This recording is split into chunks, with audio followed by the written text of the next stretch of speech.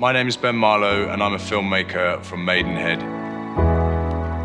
I've always had back problems, but a couple of years ago when my business partner and I had come back from a short tour of Northern Europe doing some shoots, I started to feel a pain in my back that wasn't just a bad back.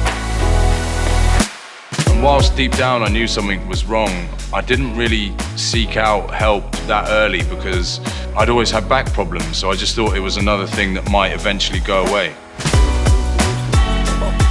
But it didn't go away. So I decided to go to a private doctor who put me through a series of tests. And a few months into these tests, we got a potential diagnosis of ankylosing spondylitis. When I found out that what it was that I was feeling and what had me exhausted and in pain for so long had an actual name, it was an incredible relief to know that it wasn't me just making things up. That elation didn't last very long because very quickly I had to accept the fact that I had a life-changing disease and one that can't be cured, and that all of a sudden my life was going to be different forever. It was heartbreaking, really, just to know that I couldn't do the things that I love doing. So I moped around for quite a lot and thought about it a lot and... Fucking hell, sorry, man. Well, my relationship with Ben goes back actually a long time. It's well over 10 years. He's a friend, before anything else, but he's also a student. Through that time, I've seen lots of changes in him. You spend a lot of time with somebody, you do see changes in them, right? That's the nature of life.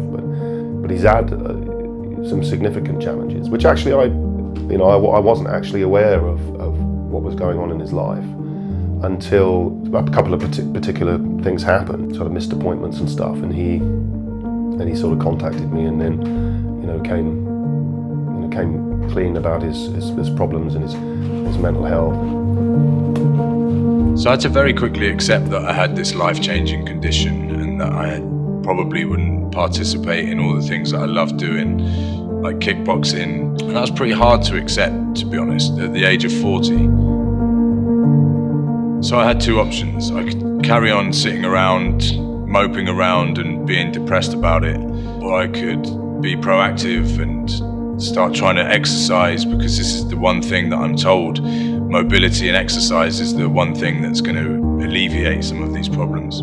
Suddenly I got this realization that he had these major issues in his life. I'm not a psychiatrist, I'm not medically qualified, I'm a martial arts instructor.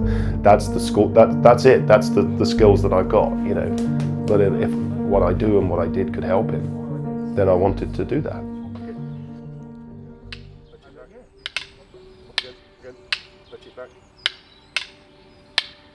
Yeah, there you go.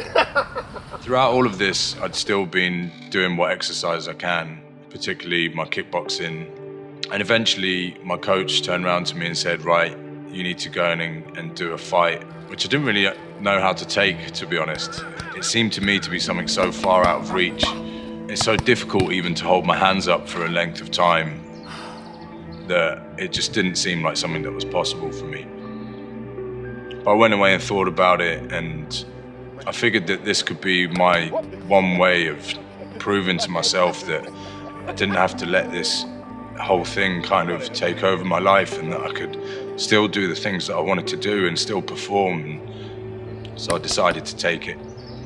Good martial arts training, good fight training should reflect life. It should reflect, victory and defeat and upset and determination and drive, and it should. Otherwise, what good is it? If it's not helping you with your daily life, it's not helping you, to maintain strength when you need it, and compassion for others, helping others. What good is it? And you tapty and just let the ref guide you through it, and remember, nothing left in the tank at the end. I've got no aspirations of going into a ring and beating someone up and having my arm lifted at the end and winning. For me, the fight's inside my head and inside my heart, and to prove to myself that I can defeat this illness, and knowing that I can go out there and compete when everything around me is telling me that I can't do that.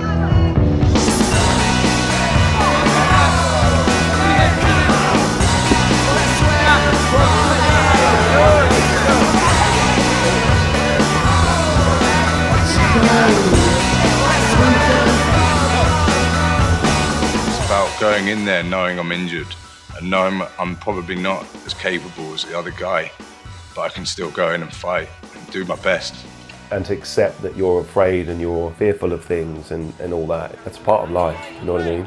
He's come to terms with his own vulnerability and I think he's understood that it's okay to be vulnerable, do you know what I mean?